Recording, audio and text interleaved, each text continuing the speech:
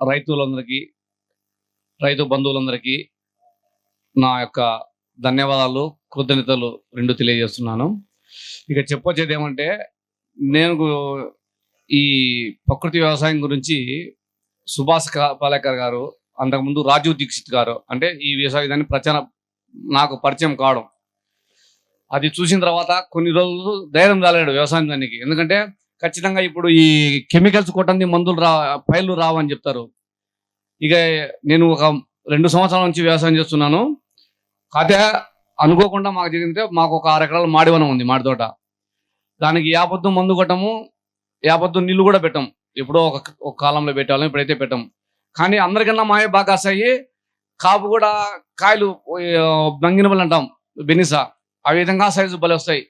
రుచి కూడా అలాగే ఉంటాయి. కారణం ఏంటంటే మనం ఏ కెమికల్స్ కొట్టాం కాబట్టి.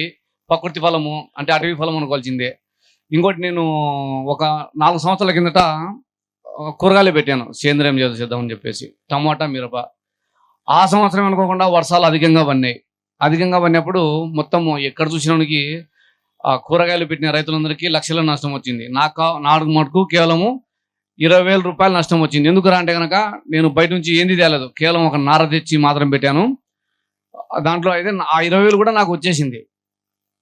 తర్వాత మొన్న 2 ఎకరాల్లో కంది వేశాను.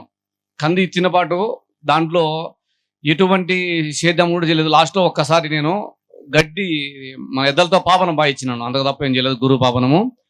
దానికి ఎటువంటి పురుగు మందులు కానీ కనీసం జీవామృతం కానీ ఏదే కానీ కొట్టలేదు. 3.5 అంటే 2 ఎకరాలకు 3.5 మూట అయినాయి కందులు. అంటే మనం ఏం చేయకున్నా మనకి ఇచ్చే పంట వచ్చంటది.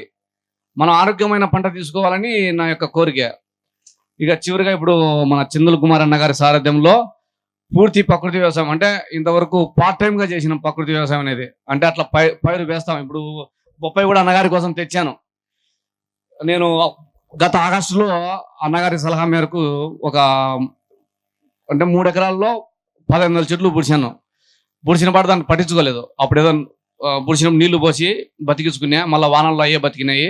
కాబట్టి అంతకుముందు నవధాన్యాలు ఇచ్చి అదే పల్టర కొట్టినాను. ఈ బుద్ధుడికి దానికి ఒక పిడిగాడు సత వేయలేదు, ఏది మందు కూడా కొట్టలేదు. కానీ ఈ ఎండల కాలం వచ్చిన తర్వాత ఇప్పుడు 4వ తడి వేస్తున్నాను, నీళ్లు కూడా పెట్టలేదు. కానీ బాగానే కాసినాయి.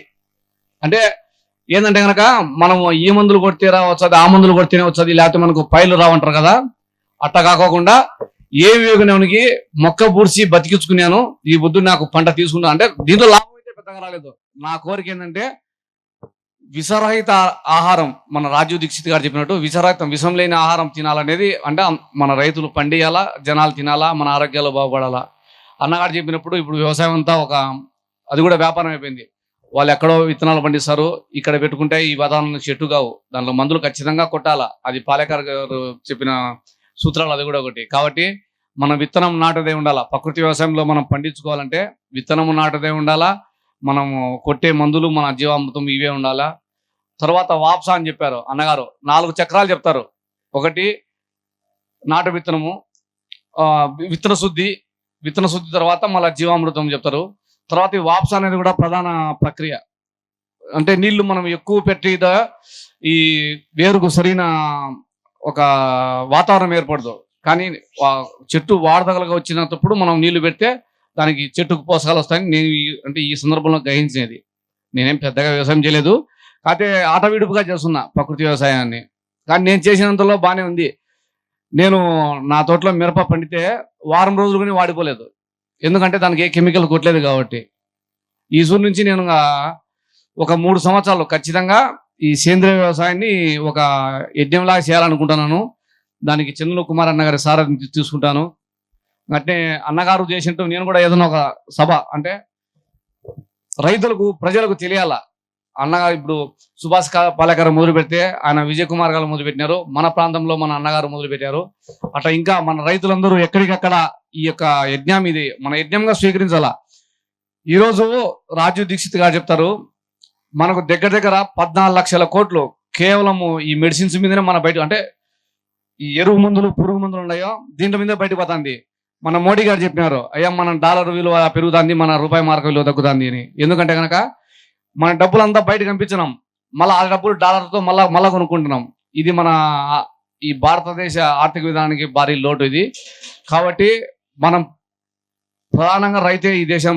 అన్నగారు చెప్పారు ఏమని, 1,90,00,000 మంది మారని. వాస్తవానికి వ్యవసాయం మీద ఆధారపడినారంటే కనుక 1,00,00,000 మంది రైతులు ఉంటే 10 కోట్ల మంది రైతు కూలీలు ఉంటారు. తర్వాత దాని అనుబంధంగా వివిధ పరిశ్రమలు ఉంటాయి. ఆ విధంగా ఉండొచ్చు అని అనుకుంటున్నాను. అన్నగారు శాతం చెప్పారు. ఇప్పుడు ఒకప్పుడు 70% ఉన్నారు, ఇప్పుడు 50% ఉండొచ్చు. 50% ఏంటంటే వ్యవసాయ అనుబంధ పరిశ్రమల సందర్భంగా ఆ నిష్పత్తి ఉండొచ్చు అని నేను అనుకుంటున్నాను. ఇంకోటి ఏంటంటే వాళ్ళు మన వాళ్ళు పుస్తకాలు ఏర్పాటు చేసినారు. పెట్టినప్పుడు దీని మీద ఒక అవగాహన వచ్చినప్పుడు ఏదైనా మనం పూర్తి అంటే విత్తనం అనేది పుట్టినప్పుడే వేసినప్పుడే మొక్క మొలుస్తుంది. అట్టే మనలో ఈ భావజాలం పడాలంటే కనుక దాని గురించి అంటే దీనివల్ల ఏంది మేలు జరుగుతుంది, ఇది తీసుకోకుంటే ఏం కీడు జరుగుతుంది, ఇంకా జాతీయ భావం, మన దేశము మన ధర్మము అనేది ఉండేలే. అవి ఉన్నప్పుడే మనం చేయగలుగుతాము. కాబట్టి దీనికోసం రాజీవ్ దీక్షిత్ గారి పుస్తకాలు కూడా పెడితే బాగుంటే వాళ్ళవి ఉన్నాయి. స్వాతంత్రమా బానిసత్వం అని ఆయన ఏదైతే ప్రవచనాలు చెప్పారో అంటే ఉపన్యాసాలు, వాటి పుస్తకాలు కూడా ఏర్పాటు చేస్తే బాగుంటుంది. అక్కడ పుస్తకాలు పెట్టిన వారిని నేను కోరుకుంటున్నాను. బొప్పాయి విత్తనాలు, మన నాటు విత్తనాలు కావాలంటే నా నెంబర్ రాసుకోండి, నేను పంపిస్తాను వారికి. రాసుకోండి 9849 48 17 08. మరొకసారి 9849 48 17 08. మీకు ధన్యవాదాలు గోవర్ధన్ రెడ్డి గారు. మీ అనుభవాన్ని మాతో పంచుకున్నందుకు, ఇతరులతో అంతా కూడా పంచుకున్నందుకు మరొకసారి మీకు కృతజ్ఞతలు తెలియజేసుకుంటూ, మరిన్ని అప్డేట్స్ కోసం బ్యాక్ టు రూట్స్ యూట్యూబ్ ఛానల్ని సబ్స్క్రైబ్ చేసుకోండి.